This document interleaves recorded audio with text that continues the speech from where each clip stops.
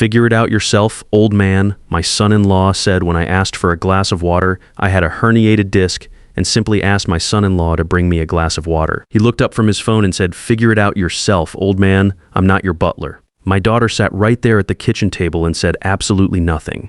I just smiled and struggled to my feet like it didn't bother me. But that moment changed everything. My name is Theodore Rodriguez, I'm 58 years old, and that night I made one phone call that would destroy everything Vincent Thompson thought he controlled. Let me back up. 3 months ago, I threw out my back lifting boxes in the garage. Doctor said it was a herniated disc, probably needed surgery eventually. The pain came in waves, some days manageable, other days feeling like someone was driving a knife between my vertebrae. I'd been a federal agent for 32 years, so I knew how to work through discomfort, but this was different. Vincent and my daughter Linda had been living with me for 2 years now, ever since his logistics company hit what he called a temporary rough patch. Temporary, that word had stretched longer than anyone expected. I'm a retired FBI financial crimes investigator. Spent 3 decades tracking down con artists, embezzlers, and fraudsters who thought they were smarter than the system. You'd think that experience would have made me more suspicious about what was happening in my own house. You'd be wrong. The Rodriguez estate sits on 3 acres of prime real estate outside Charleston, South Carolina. My grandfather built the main house in 1954 with his own hands, solid brick and oak that's weathered hurricanes and decades of southern summers. The property's worth about $825,000 now according to the latest county assessment. Vincent knew that number because I'd caught him looking up comparable sales on his laptop more than once, always closing the screen when I walked into the room. The house has good bones, wide front porch with white columns, oak floors throughout the main level, and a study where I used to review case files late into the night. The guest cottage out back is where Vincent and Linda had been staying, though Vincent spent most of his time in the main house, claiming he needed better Wi-Fi for his business calls. That Tuesday afternoon in November, I was laid up on the living room couch, my back screaming from the morning's attempt to get the newspaper from the front porch. The kitchen felt like it was on the other side of the world. Vincent sat in what had become his usual chair, the leather recliner with the best view of both the TV and the front driveway. He was scrolling through his phone, probably checking his fake company's fake revenue reports. "Vincent," I said, trying to keep the pain out of my voice, "could you grab me a glass of water from the kitchen? Ice, if it's not too much trouble." He didn't look up from his phone, just sat there for about 10 seconds, letting my request hang in the air like something unpleasant. "Figure it out yourself, old man," he said, finally. "I'm not your butler." The words hit me like a physical slap, not because of what he said, but because of how easily he said it. Like I was something that had stopped mattering a long time ago. Linda was sitting at the kitchen table about 10 feet away, her laptop open, probably working on some freelance graphic design project. She heard every word. I know she did because she looked up when Vincent spoke, met my eyes for about 2 seconds, then went right back to her screen like nothing had happened. That silence told me everything I needed to know about where her loyalties had settled over the past 2 years. Now, I could have gotten angry. I could have reminded Vincent whose house he was sitting in, whose electricity was powering his phone, whose food he'd been eating for free. I could have pointed out that in my 32 years with the Bureau, I dealt with plenty of men who thought they were entitled to other people's property. Instead, I smiled and said, "Sure thing, son." I got up slowly, each movement sending fire through my lower back, and made my way to the kitchen. The tile was cool under my bare feet, a contrast to the heat building behind my eyes. I filled a glass with water from the refrigerator dispenser, added ice, and stood there for a moment, really looking at Vincent Thompson for the first time in months. Here's what I knew about my son-in-law. He claimed to run Thompson Maritime Solutions, a shipping logistics company that specialized in coordinating cargo transfers along the East Coast. He drove a late-model Ford F-150, wore polo shirts that cost more than my monthly electric bill, and had a laugh that filled rooms whether anyone had said something funny or not. At dinner parties, he told stories about difficult clients and complex shipping schedules, like he was running Amazon's logistics division. But in 2 years of living under my roof, I'd never seen him go to an actual office. Never seen him meet with actual clients in person. Never seen any checks from this supposedly thriving business. What I had seen was an increasing number of phone calls where he'd step outside and speak in hushed, urgent tones. I'd also noticed that mail addressed to Thompson Maritime Solutions had been coming to my address for months. Mail that Vincent always intercepted before I could see it, usually with some explanation about forwarding services or temporary address changes. That glass of water in my hand felt heavier than it should have, not because of the water, but because of what I was finally allowing myself to see. That night, after Linda and Vincent went to bed, I did what I should have done months ago. I went to my study, closed the door, and fired up my laptop. The room still smelled like the leather-bound case files I used to bring home, though those were long gone. My desk faced the window overlooking the back garden where my wife Sarah used to grow tomatoes before cancer took her 4 years ago. I started with the basics. South Carolina Secretary of State Business Registry. Thompson Maritime Solutions LLC was incorporated 3 years ago with Vincent Thompson listed as the sole owner and registered agent. The company's stated purpose was logistics and freight coordination for maritime shipping operations. Annual reports showed revenue of $1.6 million for the previous year. Impressive numbers, too impressive, maybe. Then I looked at the registered agent address. 847 Magnolia Lane, Charleston, SC 2000-9412. My address, Vincent had registered his business using my home address without asking me, without even mentioning it. In the bureau, we called that mail fraud. It was also the first red flag in what I was starting to realize might be a much bigger problem. I kept digging, using search techniques I'd refined over 3 decades of following money trails. IRS public records, South Carolina Department of Revenue filings, federal contractor databases. The picture that emerged made my coffee go cold in the cup. Thompson Maritime Solutions owed $445,000 to various creditors spread across 3 states. The company had been sued 4 times in the past 18 months for non-payment of invoices. One lawsuit, filed by a shipping company in Savannah, claimed Vincent had collected advance payments for cargo coordination services that were never provided. Another, from a trucking firm in Virginia, alleged he'd used their equipment without payment and refused to return it. But here's the part that made my investigator's instincts start screaming.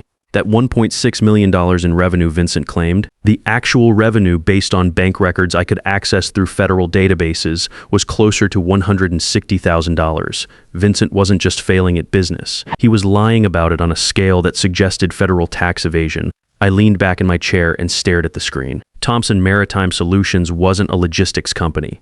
It was a house of cards built on fabricated invoices, fake client contracts, and inflated revenue reports. Vincent had been running a pyramid scheme using new investor money to pay earlier debts while skimming enough to maintain his lifestyle. And now that the scheme was collapsing, he was looking for an exit strategy. I spent the next 2 hours cross-referencing addresses, phone numbers, and business associates. What I found made me reach for the bourbon I kept in the desk drawer for particularly ugly cases. Vincent had done this before. Between 2018 and 2020, he'd been married to a woman named Patricia Hawkins in Jacksonville, Florida. Patricia was 67 years old when they met, a widow who owned a $600,000 waterfront condo.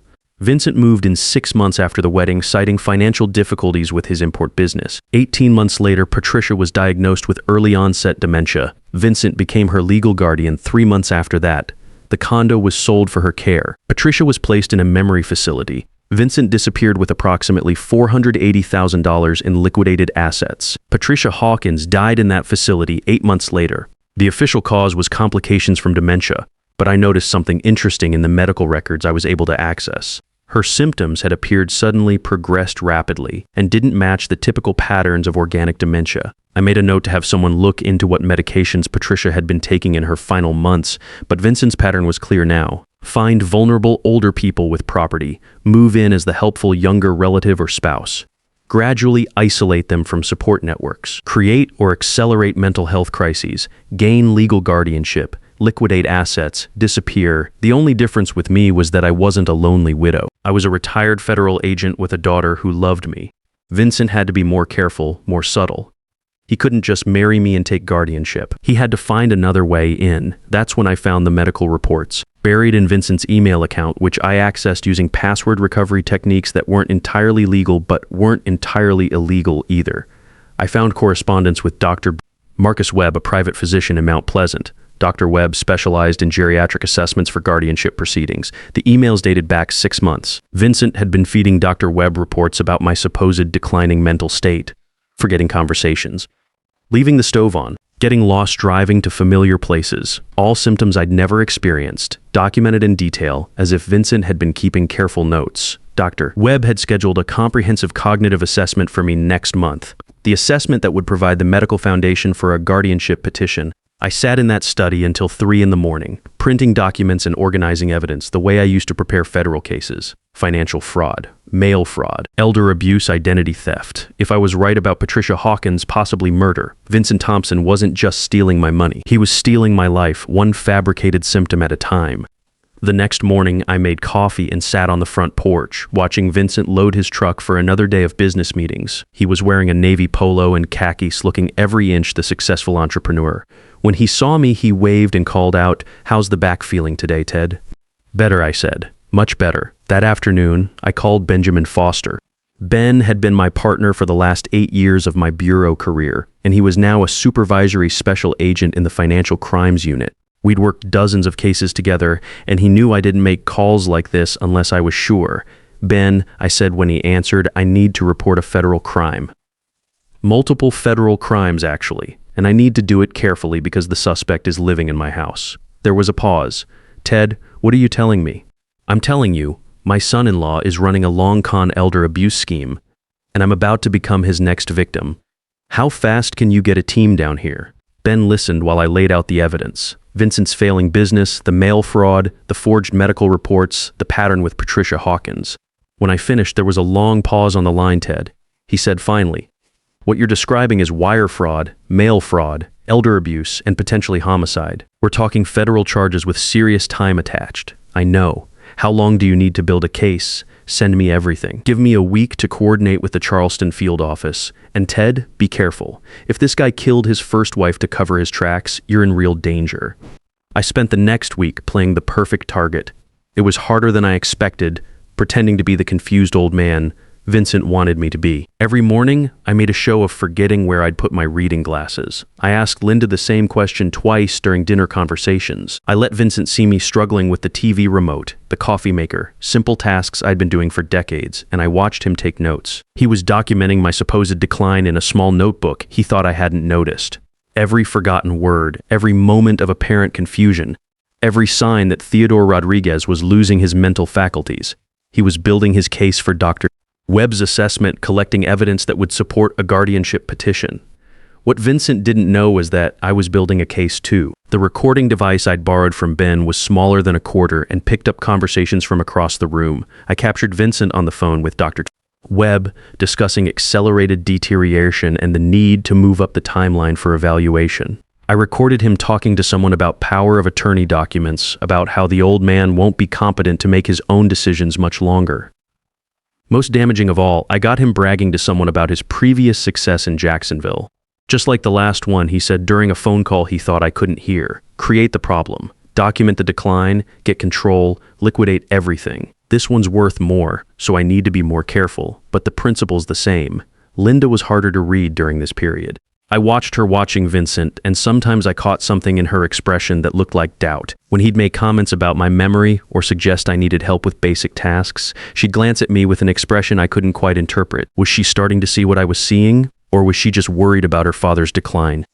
The following Tuesday, Vincent made his big move. He waited until after dinner, then produced a stack of papers from his briefcase like he was presenting a birthday gift. "Ted," he said, setting the documents on the dining room table between us, "we need to discuss your situation. I've prepared some legal documents that will help protect everyone." I looked at the papers but didn't touch them. The dining room chandelier cast warm light over what was about to become a battlefield. What kind of documents? Power of attorney, financial, and medical. It's just a precaution. Vincent's voice had that careful, patient tone people use when they're talking to children or invalids. "You've been having memory issues lately, and we're all concerned about your ability to manage your affairs." Linda sat across from me, her face pale in the chandelier light. She was hearing her husband discuss taking legal control of her father's life, and she wasn't saying anything to stop it. "What if I don't want to sign?" I asked. That's when Vincent's mask slipped, just like I knew it would. His concerned expression hardened into something that had been waiting underneath for 2 years. "Then we'll have to discuss other options," he said, his voice dropping the pretense of warmth. "There are facilities that specialize in cases like yours. Linda and I have been talking, and frankly, a house this size isn't safe for someone in your condition." He was threatening me. In my own dining room at my own table, with my own daughter sitting 3 feet away. "We've already visited a very nice place in Mount Pleasant," he continued. "Memory care specialists. They have an opening next month. The staff there is trained to handle patients who become difficult about their care needs." Linda's hands were trembling. She was staring at her husband like she was seeing him clearly for the first time. "Vincent," she whispered, What are you saying? I'm saying your father needs professional care, and if he won't accept help voluntarily, we may need to pursue legal guardianship for his own protection. I smiled at him across the table. After 32 years of interrogating criminals, I knew when someone had just confessed. Vincent, I said calmly, you just made the biggest mistake of your life. His jaw tightened. He'd expected me to fold under pressure, to sign his documents out of fear or confusion. Don't make this harder than it needs to be, Ted.